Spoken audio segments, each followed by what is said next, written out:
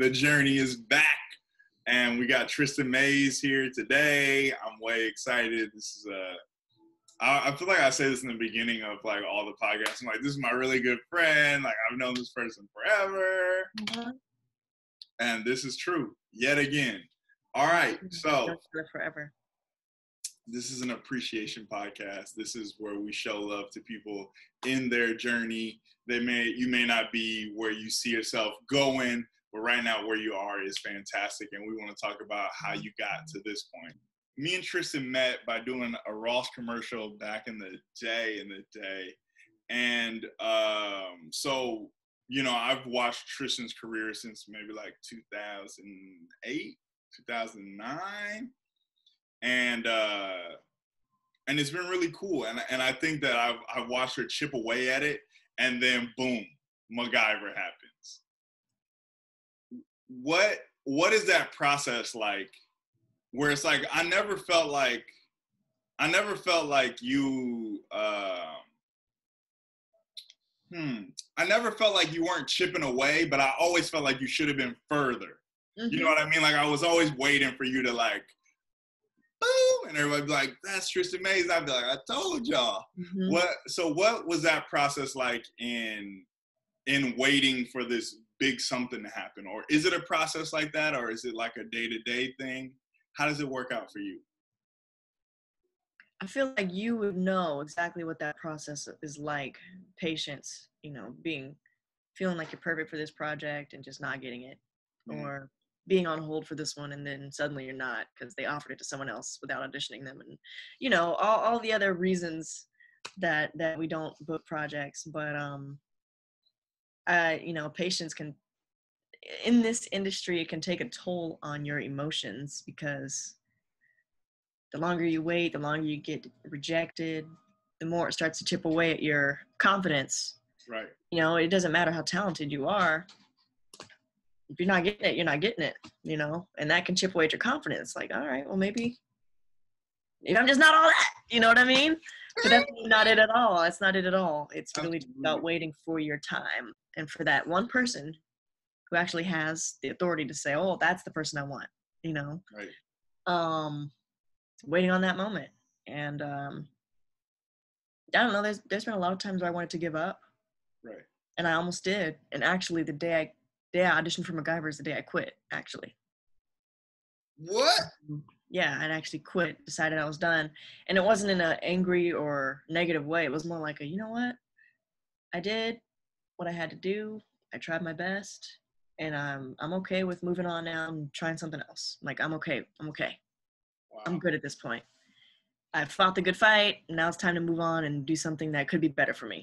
That was the day that I quit. And it was actually on my birthday as well that I auditioned for it. And I had 2 other auditions that day too. So it was just a day of 3 auditions where I was just gonna have to go bang, bang, bang, 3 different studios and try to play 3 different roles all in one day and know my stuff and do a good job. And trying to think of how it went. I just remember that was the first day that I ever sat down and said, you know what, I'm not gonna act today. I'm just gonna be Tristin. You know, I'm not gonna try to be what this role says it wants. I'm not gonna try to do this. I'm just, at this point, F it. I'm just gonna be Tristin. And I walked in there, and it was, I guess you can say, the most comfortable I'd ever felt in audition room in my entire career. And I don't know what it was, but even the casting directors knew that was it. And after that, I walked to the next audition at the next place, and then to the next one. And by the end of the day, I was completely exhausted, and I didn't want to go anywhere. It was my birthday, and my best friend Shanice was blowing up my phone like, let's go, we gotta go out. And I was laying on the couch, literally in tears, like, I can't move anymore. I'm done. And I was really done, like, with everything. Right. She's like, no, I'm coming over. So she came over to the house anyway and said, we're leaving. So we got in the car, and I'm like in the passenger seat, dejected, just like a puddle. Like, right. I was so through. And little did I know, she had actually been throwing or getting together a big surprise party for me. She took me to the roller rink, and Jaron and Tavares and everybody was there. Right. And I almost had a freaking meltdown. I had to take a knee. I was just, it was just so much that after a hard day like that, that was what was in store for me. And I don't know, it brought back all the joy that I needed, I guess.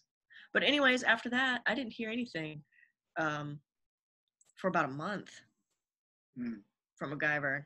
And I could just kind of let it go, but in the back of my head, I kind of didn't. And then all of a sudden, my manager called me one day and said that they wanted to screen test me for it. Just straight to the screen test, no producer session, no nothing. And then he was like, oh, and get this. You don't have to show up for the screen test. They're just going to watch your tape. And I was like, what? That doesn't happen. That does not happen. Right. Does not happen. It's audition, callback, director session, network test, screen test, weird ass waiting period. Like, it's all those steps. And that's what I had been doing every week, several times a week, for months, for years, just going through that, Right. And the fact that this one I didn't have to do anything but just chill. And that's crazy. And I almost felt like everything. I almost felt like every moment in this industry built up just for that one day. Like, everything that I had gone through, every callback, producer session, network test, everything had built up to that one project, which was MacGyver. It's almost like I went through all that trouble just for that, because that was the easiest process I've ever had in my career to get that role.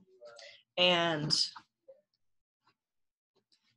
I don't even know how to explain it. I mean, if I had just given up and didn't go on the audition that day because I had quit, right? If I had said, oh, it's my birthday, I'm not doing this today. If I had done that, that would have been that opportunity that I threw away, Wow. But I actually went into it with a good attitude and just said, you know what, I did my thing. And I just released it. I just released it to God. Right. And he took everything. So when I got the call, I honestly just fell on the floor.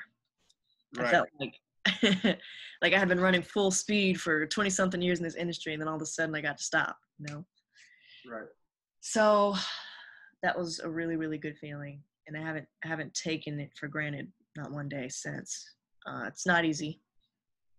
And it's a never ending process of trying to get to the next thing, because you can't just get comfortable and just be like, okay, I did it. I'm here. No, because you don't know what could happen with the show. That could end tomorrow. That could end after a couple weeks. You have no idea. So It's still a constant work in progress. You're always still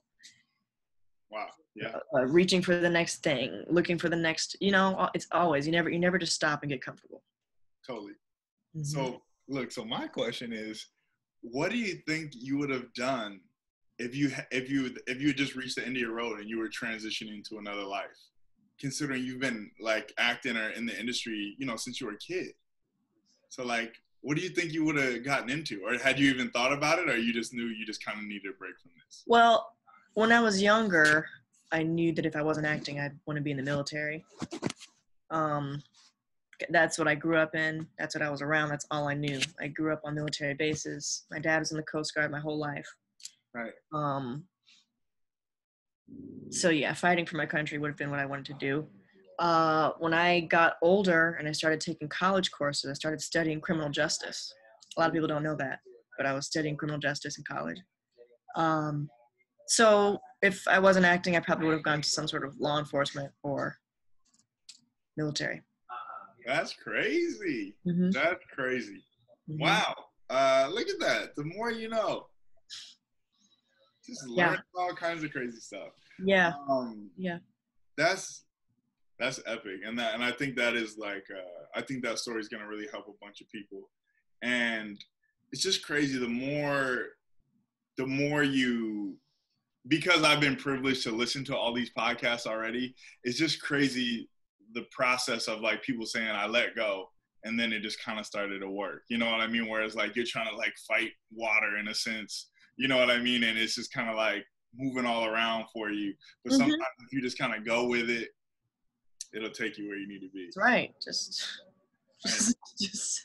what do you call it? Just surrender. A sweet surrender. Yeah. Exactly.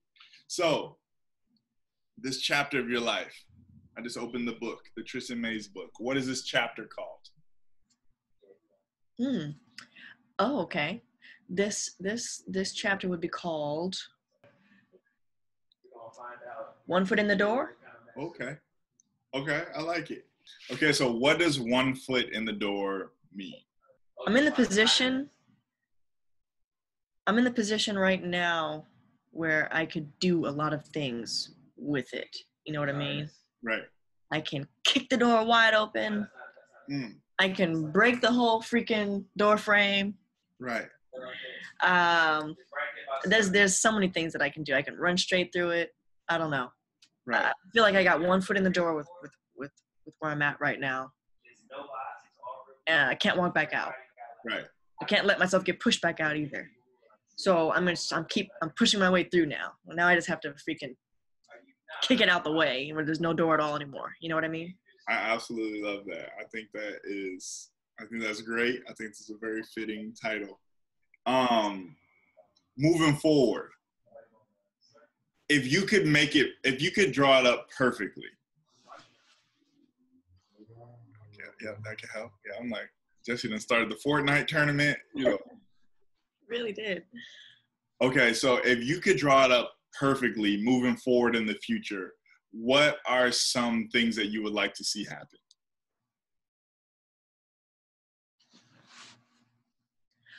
Well, what I would like to do right now is to do MacGyver, but also do a couple movies in between.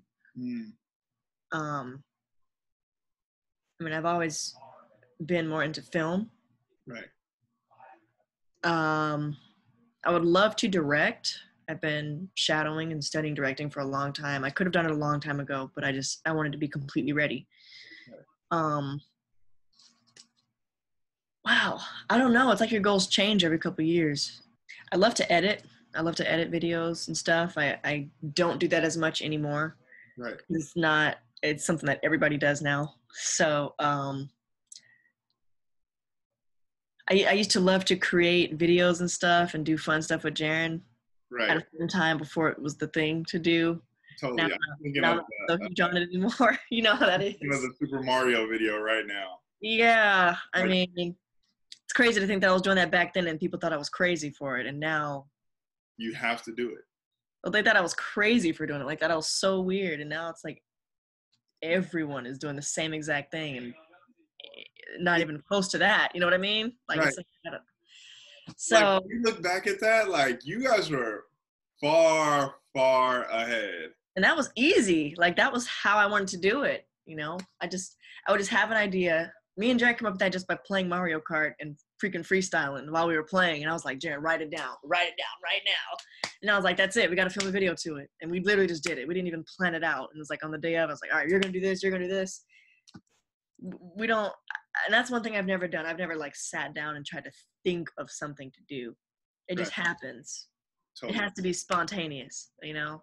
Do you think that it has to be that way? Or do you think that it's that if you were to sit down and plan something, it could be that much more? When it comes to little videos and stuff like that, right, it has to be spontaneous. I can always, I mean, when it came to Mario Kart, I still had to like sit down and plan out my shots and the shots that I wanted to make sure I got, and everything else was just fun and random. Right. But when it comes to little fun stuff like that, no, it has to be spontaneous. But I do want to get into shooting short films. I helped direct a short film about 2 years ago that I starred in. It's on Amazon Prime right now. It's called Breathe. It came out really, really well. Yep. But I love drama. I love thrillers. I love plot twists and stuff like that. I love shows like Black Mirror. So I'm definitely interested in filming / directing those type of projects. I like it. Next Debbie Allen in this thing. I also really want to do a movie with Jake Gyllenhaal. Okay. Is there like a type or a style of Jake Gyllenhaal that you like, or Honestly, I don't know. Something about him always kind of reminded me of Jaren for some reason. But something's been telling me for a long time that I'm gonna work with him, and I'm just looking forward to whatever and however that is. I can see it, and I loved what he did in the last Spider-Man. Mm. Yeah, Mm-hmm. I'm like, he really threw me for a loop, and I feel like I'm an adult, and I shouldn't have fallen for that. Like, Right. I was slightly embarrassed. That's what's up. That's what's up. I can see all those things happening for you, and I do this part of the podcast for the interviewee because at some point you may be able to look back at this and be like, yo, I said all that stuff back then, and then we get to look at it happen. And it's one of those really cool things. Mm-hmm. Is there a message imparting you would like to leave to the world? I felt dramatic, didn't it? To the world. The world, Craig. You know what? I would say everyone wants to say, like, don't give up and don't. My advice to the masses is to give it your all. Give it all you've got. If you have a hidden talent or something that you're not confident in, practice alone until you get confident. And that's something I need to tell myself, because if I wanted to, I could be making music. But that's just not where I'm 100% focused. Mm-hmm. Never have been. I've always been more focused on acting. Right. If I put my focus there, I probably could do something great with it. So give it your all. Right now in this quarantine, it's the best time to hone your skills, best time to practice, figure out things that you might be good at that you never knew you were good at. Take advantage of the moment. Right. And yeah, give it your freaking all. Put your all into everything you do. You know, when I shoot MacGyver, I watch the episodes after to see what I could do better. Mm. If there's an area where I'm talking too fast or I tend to slur this word, I'll go practice in the mirror until I stop slurring that word or blurring those two words together where it doesn't sound as clear. Something I'm doing with my arm, I always try to perfect what I'm doing, and that way I never do it again. And I think the best part about being on a TV show is it's the best way to see yourself grow as an actor. You can literally start from season 1 and see how much you've changed in the last 3 years. Just by watching yourself and fixing your own mistakes. And acting classes is something that I've dabbled in over the years. But to me, that's not what's going to make you get a big project. Right.